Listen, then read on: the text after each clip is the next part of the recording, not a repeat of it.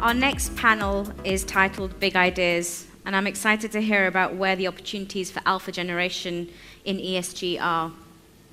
I'd like to welcome to the stage Sunil Jagtiani, who's our Thailand Bureau Chief, to shed more light with his panel speakers. This panel will be followed by a fireside chat with Mr. Chaiwat Kovasivach, President and CEO of Manczyk Corporation. The company has grown beyond petroleum refining and marketing to bio-based technological innovations. They're committed to bring disruptive and inclusive green innovation to their customers. Thank you, Sunil.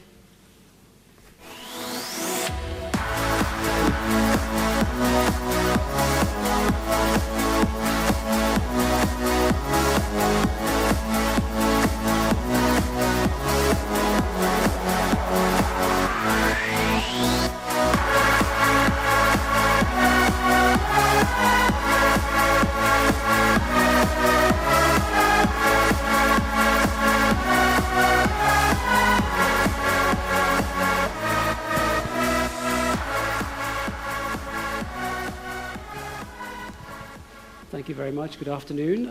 Let me introduce our panelists first before we begin our discussion. We have Ania Manczyk, who's come from Geneva and is the co-head of the Impact program at Lombard Odier. We have Jean-Baptiste from Tikehau Capital, and you're the co-head of Asia. We have David Lee, who is the director and senior portfolio manager of Impax Asset Management. And we have Dong Ik Lee, who is the Director General of Investment Operations at the Asian Infrastructure Investment Bank. Thank you very much for coming here today. I'd like to begin with a polling question, which I believe we have ready for the audience. And the question is, what will be your next big bets in ESG investing in the next 12 months? And the options are infrastructure, climate change, diversity and inclusion, or none of the above and just sitting back, relaxing and tracking an ESG index. So I think you have the option to choose your response.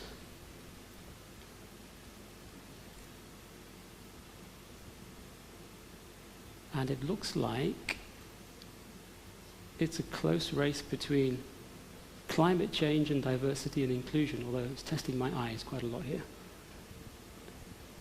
So yes, it looks like it's climate change as the main one, diversity and inclusion next, and then a tie between infrastructure and tracking an index. So queuing off that poll, first of all, Ania, what would you point to as maybe the single biggest theme, not say for the next 12 months, but perhaps further out, that you think is going to be dominating when it comes to the work that you're doing?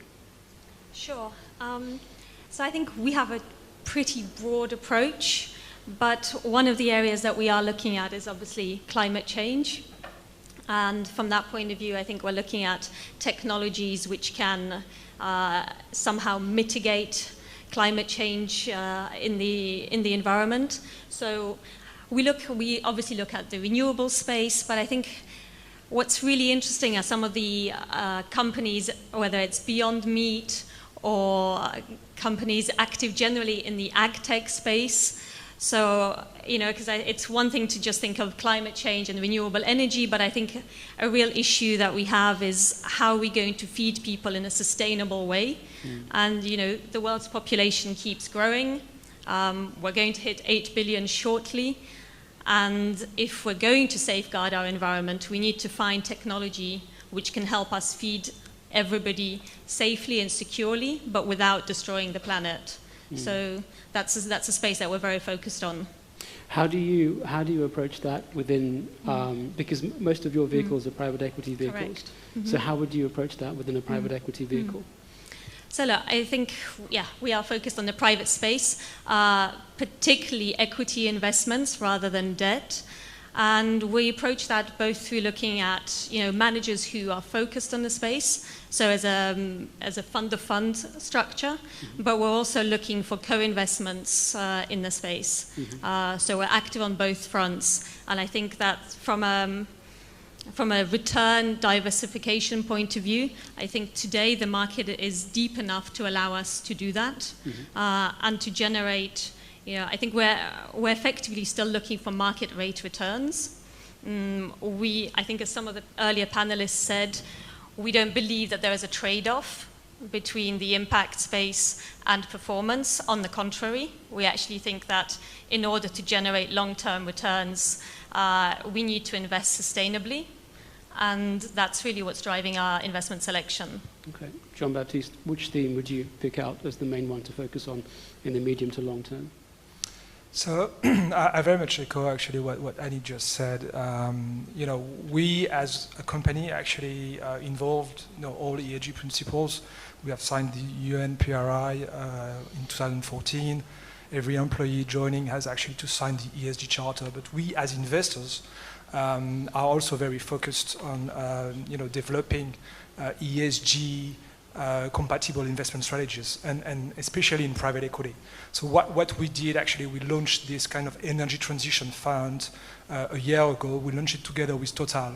Total used to be a giant in oil, now they're a giant in energy. Obviously for us it's very important to be partnering with very big actors in the field. And we're very much focused on the energy transition. And as Ania was saying, we try to focus on investments where we don't have to do a choice between return and impact, right? So we actually focus on green mobility, green energy production, and energy transition as well. So that's where we focus. And give me a sense of, so you just begun this private equity vehicle that's focusing on energy transitions. So what kind of thing are you looking for? I mean, in concrete terms, what kind of investments do you target in that vehicle? So we are looking at companies that are actually profitable. So we don't do VCs, right? We believe that, and that's our own positioning, but we believe that to be impactful, you need to be invested in companies that are actually generating cash flows and are kind of mature in the market. Just to give you one example, the first company we've invested in is a company that is both involved into the green energy production and energy efficiency. So basically it's a company that started to install solar panels on the rooftops of supermarkets. Typically here, they are present in Thailand. They work with Micro and Lotus, which I believe are two big Thailandese supermarket chains. And not only they actually produce green energy, but they're also involved into reducing the energy consumptions of their clients. So basically they cut their energy consumption by 30%. To give you an idea, out of 2018, between the energy production and the energy efficiency that they managed to achieve, that does represent the combination of 150,000 round trips between Paris and New York, in addition to the consumption of 250,000 households. So it's huge, right? The impact, for 1 year, it's huge. So that's the kind of companies we are actually trying to invest in, companies that are involved in making the change into better energy consumption, basically. David, you focus at Impax on environmental investing and impact investing. In the environmental space, what are the themes that you're focusing on right now? Yeah, certainly climate change is probably the biggest one. And it manifests itself in several dynamics. So we invest in energy, water, waste, as well as sustainable food and agriculture. So if you think about mitigation and adaptation, mitigation is more longer term, so energy efficiency, reducing energy consumption is a big factor. So it can be transport, it can be industrials, it can be buildings, it can be consumer. And then there's the renewables and alternatives. But in terms of mitigation, which is in your face right now, we're talking about bushfires in the US at the moment, floods and droughts. So that's pretty much all over the water space. So we invest in water production, water filtration, wastewater treatment, water saving devices. Agriculture is a big one because obviously it affects agriculture yields, devastates a lot of the world's crops. So it's pretty all-encompassing, and I think investors need to think about how in our everyday lives, whether it's turning the light on and using energy or having a meal and putting your clothes on, how each individual activity will contribute to climate change. So I think we are able to really construct a broad portfolio, very diversified portfolio based on just climate change. Okay. Don, perhaps you could explain to us the bank's approach to its environmental and social policy. What are the main factors that go into that? Is it about transparency in these projects? Is it about labor rights or other factors? You know, the AIB is a relatively new MDB in the region, like the World Bank, IFC, and the ADB. So we are not that different. In that sense, we are also very strong environmental social framework, and like a vision, policy, the exclusion list. It's pretty much the same. But we also like to emphasize, but we apply like a more flexibility and then some practicality. And it is all shown in our website. Anyway, the objective is, obviously the safeguards for our projects. We are governed by more than 100, member countries, so we are not like, not that different. But at the same time, we are not, again, like climate change and ESG is pretty much we apply the same way.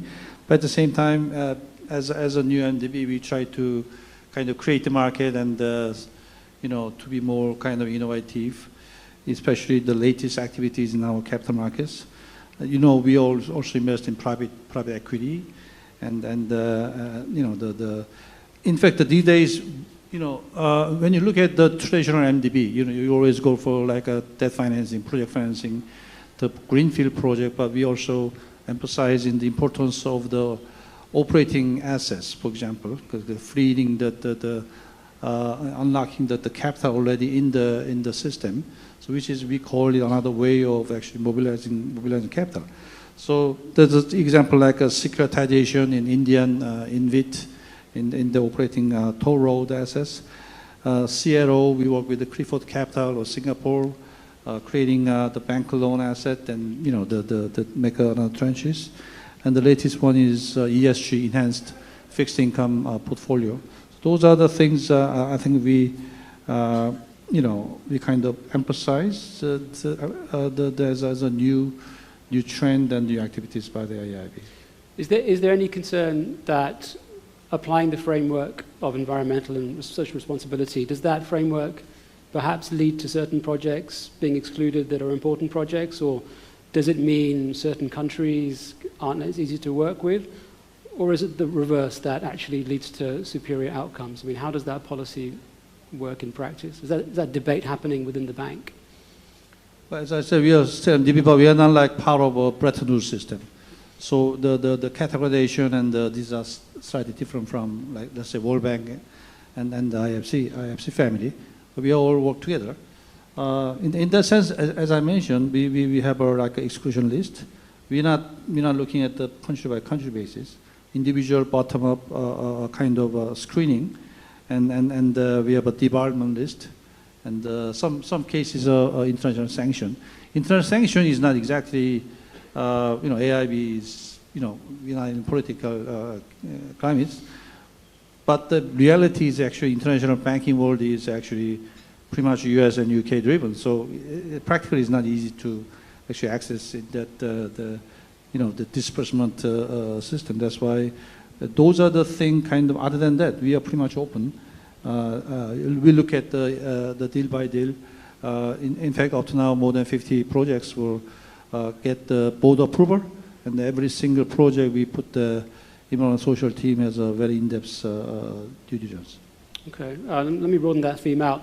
I'm intrigued to find out internally within your institutions where the debate is between whether you are giving up performance by employing social investing compared to totally unconstrained approaches, or is that debate over internally within your institutions? Ania, do you want to take that first?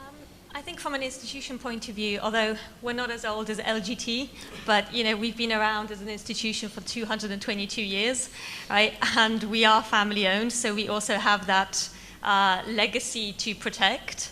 So I think there's a very deep commitment within the bank to sustainable investing, and we actually became a B Corp earlier this year. So as a kind of final badge on that, and I think we're moving away from the dynamic of where we're looking at pure ESG negative screening, to really looking at the costs of not investing in a sustainable way. You know, that long term, this is going to have a detrimental impact on performance. So, you know, all the scandals that we've seen recently, whether it's been Volkswagen or the opioid crisis or the coal miners who are going bankrupt in the US, you know, all of these are examples of companies which were run in a non-sustainable way or made non-sustainable choices, and have had a very real impact on the bottom line.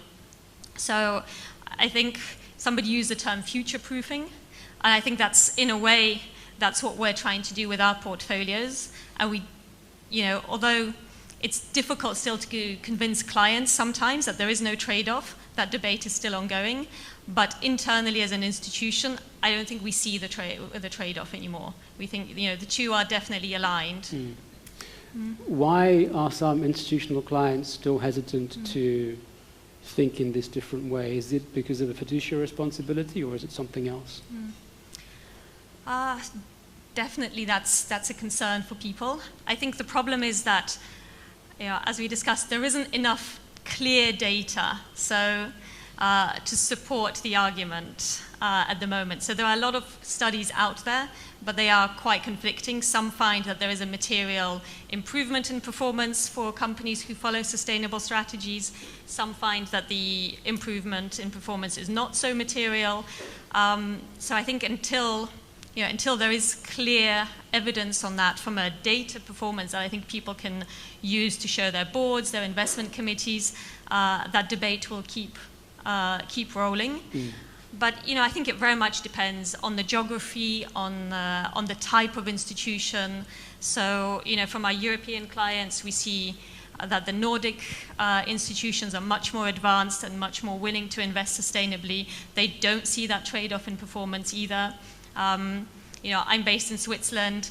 Our pension funds are a lot more conservative still, so that debate is coming, but not in as great numbers as we see from some of the other countries. So I think it's a work in progress, is what I would say. Sounds like a question of time in many ways. Yes. Jean-Baptiste, what's your performance target for your PE fund that you have focused on energy transitions?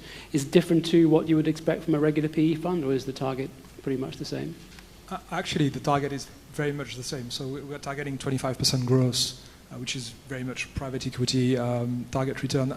I was reading this article yesterday in EFT where, you know, it's a big article that explains how the young generations of big family offices are actually focused in investing into ESG or impact investments. And one of the key comments they were making is, you know, they are moving from philanthropic investment, which is basically, you know, how you give away money for good causes, to how you invest that money and kind of perpetuate, you know, the wealth of the family. And I think this is very much a trend today.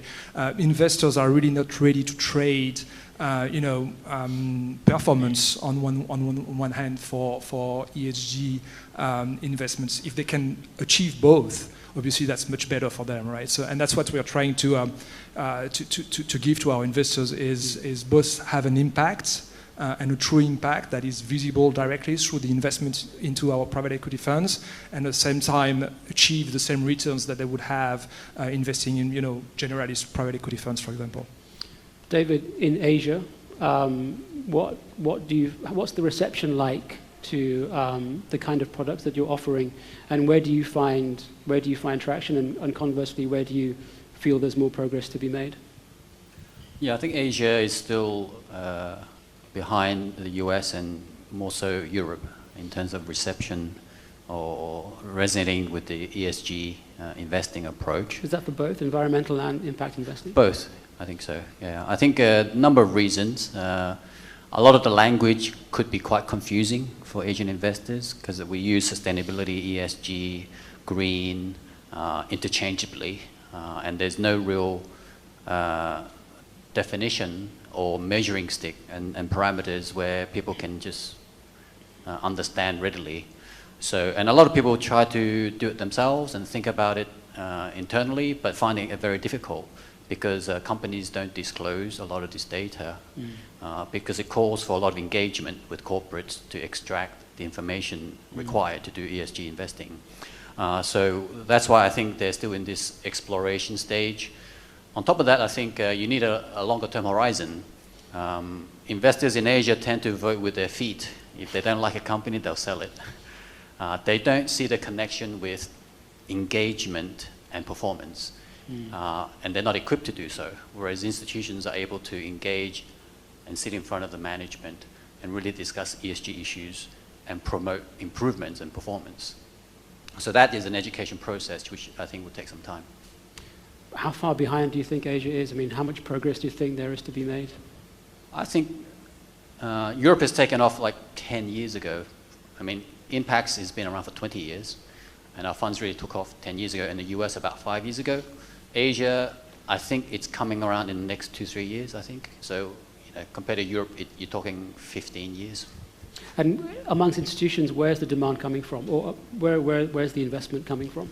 So it's typically those people who are looking much further. So typically very, very high net worth family offices, the generational wealth that is coming in that are looking at the next generation. They're looking at 30 years, 40 years. And an element of trying to contribute back to society as well. So not purely looking for financial performance as the only priority in their assessment. They look at impact as well. So that's where we're seeing the initial kind of interest in Asia. Don, the AIIB is trying to mobilize private sector financing alongside institutional financing from multilateral bodies. Does the addition of the ESG requirement make it more difficult to get that private financing to come in, or is that not the case? Well, there's a empirical study is a little bit mixed. We, based on our research, the ESG in line, the portfolio tends to perform better. That's what actually so. As long as we are kind of enforcing and go by our internal safeguard, I don't think that is too much far from the market practice. In fact, whoever we meet these days, everybody talk about ESG anyway, and some even commercial private sector managers have an even tougher and stiffer. We found guidelines such as global sustainable centers for example, big even banks like Morgan Stanley, for example. So we are very comfortable, and I don't think that is too much different from even private sector. So we see a lot of compatibility. We only have a few minutes left, so I wanted to ask you all about the next steps and the next initiatives you're undertaking. How are you looking to expand the responsible investing program that you have? Is it product-based or is it strategy-based? So it's a matrix of the two. So on the strategy side, I think we're looking to offer tailored products to clients. So on the one hand, I think we still have the more negative screening solutions for clients who are just beginning the ESG journey, all the way through to tailored portfolios which are really impact driven. And it's something that we've now got across all the different asset classes. So whether it's fixed income or equities, we have approaches within each of those asset classes all the way along that spectrum. Mm-hmm. Hopefully more and more people will be moving towards the right of that spectrum. And at the same time, our private equity strategy is quite new in the impact space. So we've always followed an ESG approach within the portfolio. But in the last few months, we actually decided to launch a full impact product. We think the market is deep enough. There are a lot of opportunities out there. And I think we're also seeing client demand. So it's a good moment to marry the two effectively. Jean-Baptiste, are there more PE funds planned? Yeah, I think, this is, as Ania was saying, this is something that is pretty new in the whole market, right? You don't have funds that have been there for 30 years doing impact investing. So we would rather create than compete at the end of the day, and so we are always trying to find new ideas. When you look at, the energy transition as we define it, it's a very different maturity stage for different, sub-segments. Green production, green electricity production is pretty mature. The low carbon mobility is relatively immature. Energy efficiency is clearly booming.